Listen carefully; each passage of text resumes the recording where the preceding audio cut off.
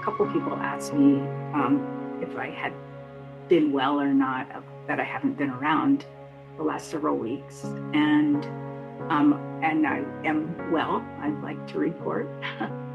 And I was on a big trip, um, and so I want to share with you a little bit about a certain outcome of that.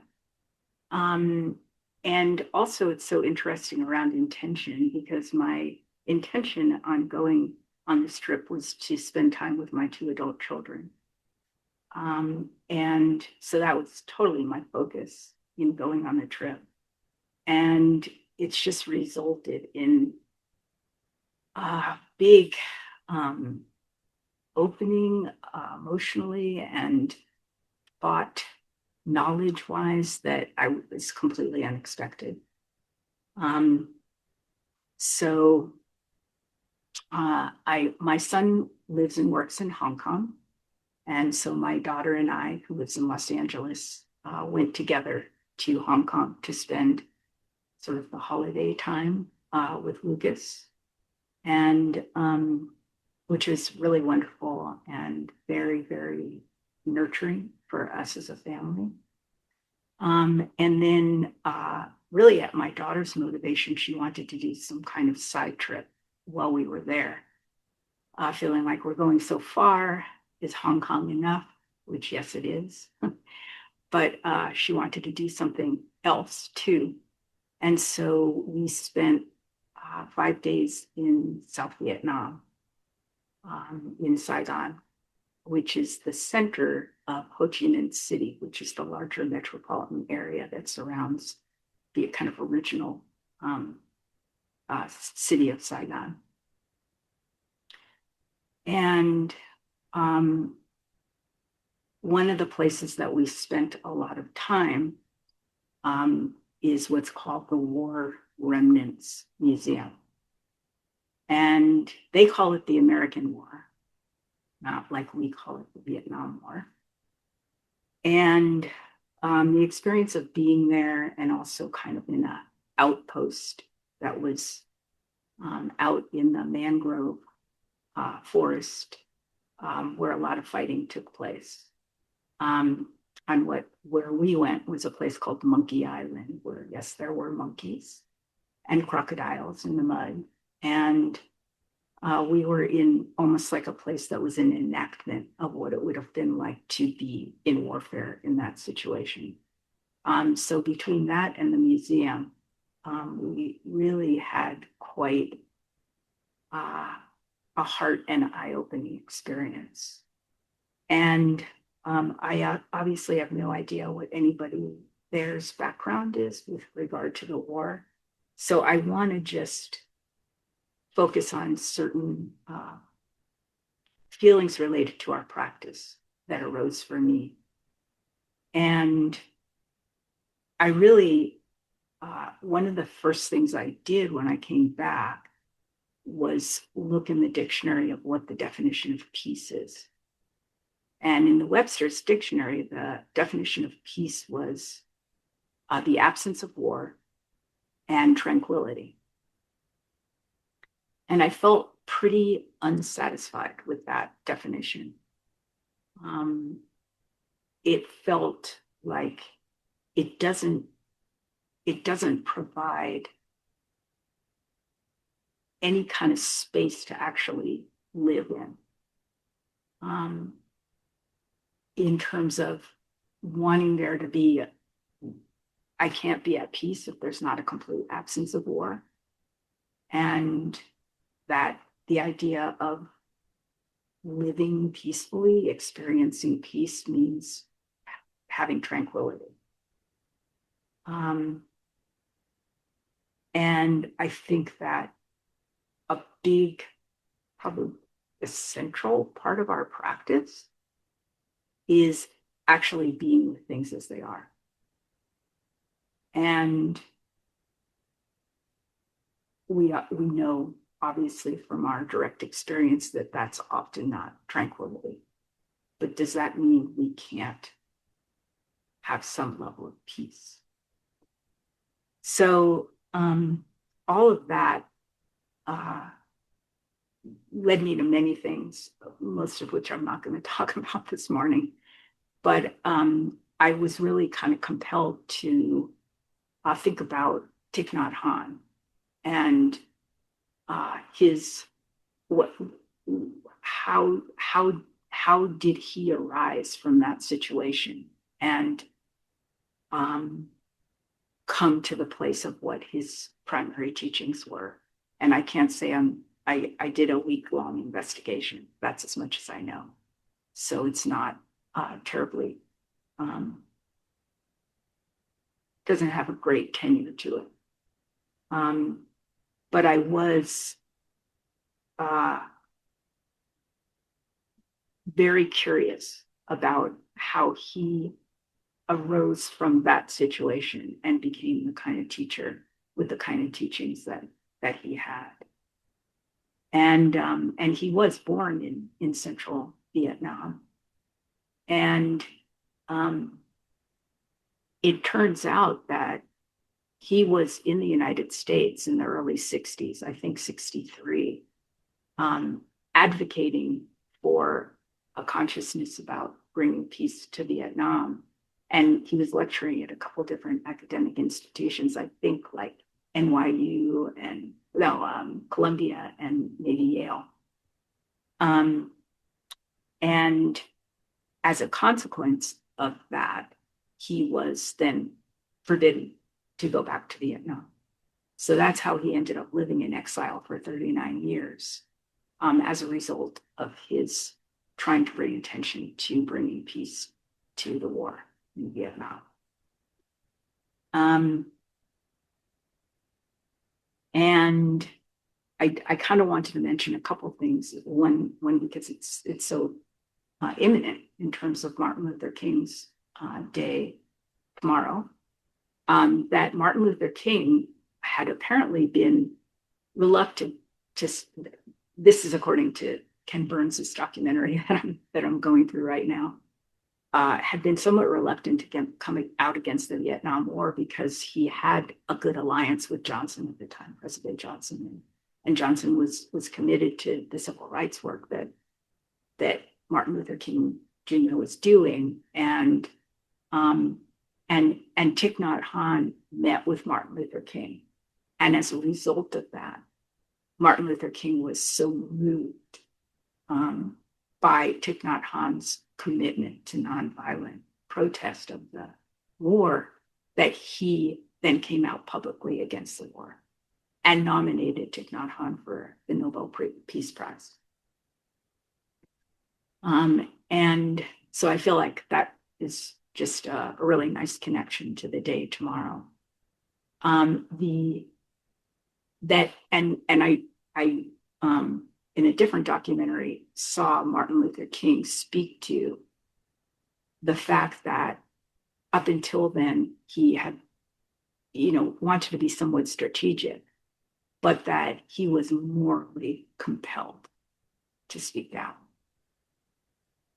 And I think that's so important to be in touch with what we're morally compelled about. Thich Nhat Hanh, and I'll just reference this so if you're interested, you can investigate this directly yourself. There's a documentary that I watched last night. It's free on YouTube, and it's A Cloud Never Dies, and it's a documentary. It's only 30 minutes long, and it's about Thich Nhat Hanh's life, and I highly recommend watching that if it interests you. And some of what I'm going to share today are directly his words from there. And he talked about that he was not a politician, that he was a monk, and that as a monk, seeing what he was seeing happening in his own country, which I think has some relevance for us, seeing what he was happening in his own country, he was compelled to speak out about injustice and oppression. So he was not doing it from the perspective of being a politician, but from the perspective of being a practitioner, just like we are. Uh, so I wanted to share a couple things. So in this investigation about peace, I just was very curious what he says about it. And then and so I wanted to be able to kind of share it from his perspective rather than just me saying. Um, he says if we're to have peace in the world, we need to have peace in ourselves. And through decades of peace activism, he realized that the roots of war lie not in weapons, but in our own hearts and minds, in the energy of fear, violence, and discrimination, triggered by what we watch, what we read, what we hear, and what we say. So, I'll be really transparent to say that in the past, I've known lots of people who, were really kind of Thich Nhat Hanh fans. I actually know someone who's a successor of his.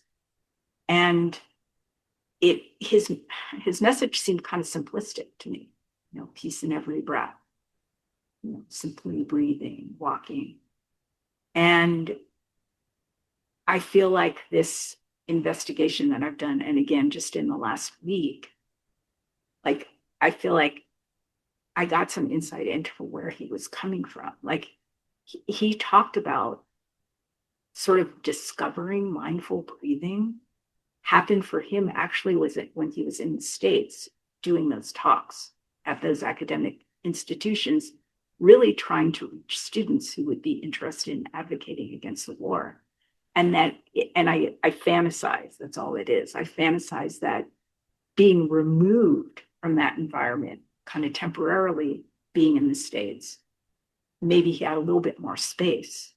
And he said that he basically had his first breakthrough of awakening, realizing that mindful breathing, just coming into contact with the present moment, was the opening to peace. And that basically he developed mindful breathing and mindful walking as his primary practices that remained his primary practices for the rest of his life. And I just had some sense of he really so much emphasizes that and this is our practice. This is what we do. And this is, I think, the manifestation of the Bodhisattva vow as well, is that our obligation as practitioners is to be in contact with what is really happening with ourselves, and dig as deep as possible, which is bottomless.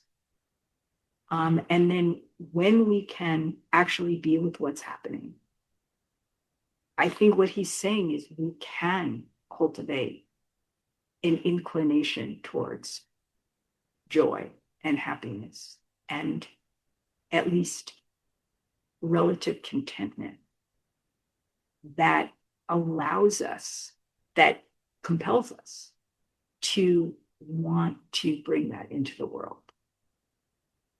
And it's not like we have to be like have it all together before we can function or before we can act. But I think that what he's pointing to is where we act from. And he talked about that he began to see a lot of like anger and action that was coming from folks in social justice movements, and I think in climate movements, that was very angry and aggressive, and that he felt like that's really fundamentally not going to help. And that's a total balancing act. And kind of where I started with thinking about this talk was my title was Coping with Despair Through Peace. Because I think the feelings of despair that many of us have about many things that are happening are very real and can be immobilizing. Um, and so the balance is how do we stay in touch with our own true nature, with our own goodness, with our own desire to be of benefit, take care of ourselves so that we can take care of others and take care of the world. And it's, I'll read you a couple other quotes from him. By the way we live our daily life, we contribute to peace or to war. It is mindfulness that can tell me that I am going in the direction of war. And it is the energy of mindfulness that can help me make a turn and go in the direction of peace.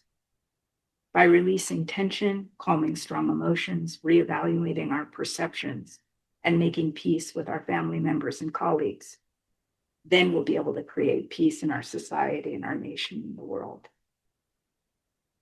And I also took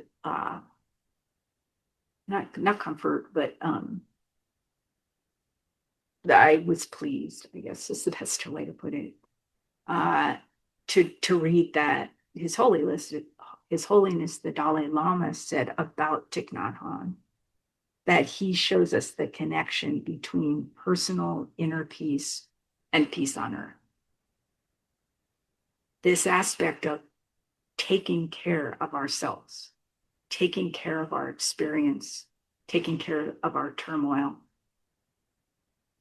is not just for us. And it is a route through which we can serve. And I think sometimes we tend to think of those as one or the other. And certainly we can get probably, overly preoccupied with taking care of ourselves. And I think we kind of usually know when we're over the edge with that as well. But I think in our culture, in our country, we are, in my experience, personally, and in many people that I've talked with, we tend to be over preoccupied with self-denigration and not liking ourselves and being very judgmental and feeling inadequate. And I don't know that that brings us to a sense of peace.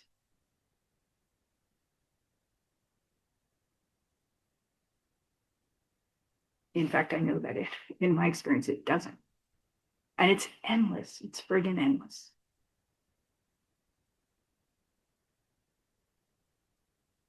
So in terms of our practice, kind of bringing this forward,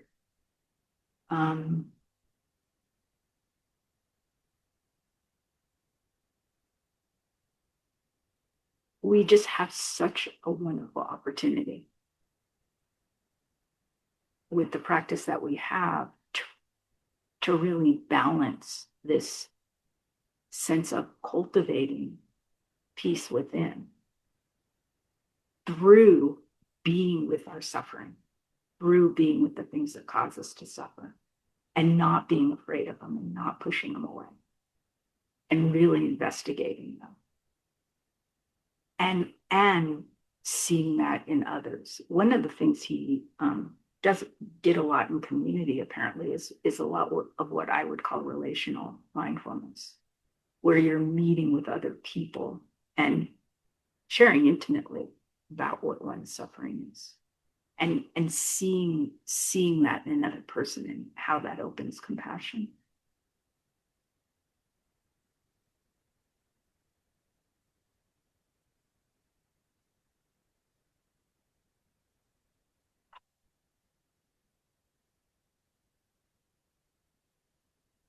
So I actually looked on her website this morning of what we say about the Bodhisattva vow. An essential aspect of Zen is the Bodhisattva vow. While some forms of Buddhism see personal enlightenment in an individual's freedom from delusion as the primary objective, Zen Buddhists make the vow to remain engaged in the world of delusion for the sake of others. They vow to forego total freedom until all others are free first. In Zen, this ongoing practice of selflessness is enlightened activity.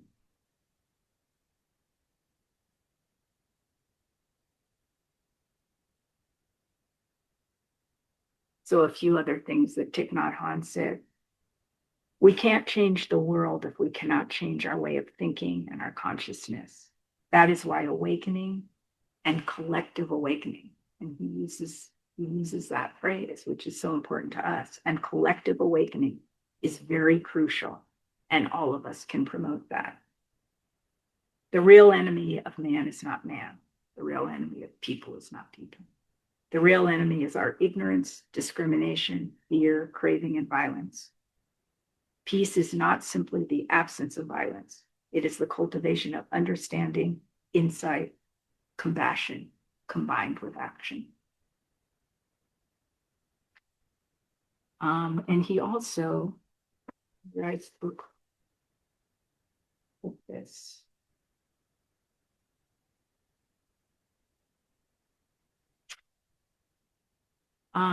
But he also emphasized how important community is in supporting our intentions. And we have that as the three treasures, the Sangha, in whatever form, in the myriad of Sanghas that we all interact with, including our Sangha together at Sweetwater, and how we can really support one another in these intentions to cultivate peace in ourselves and cultivate peace in the world.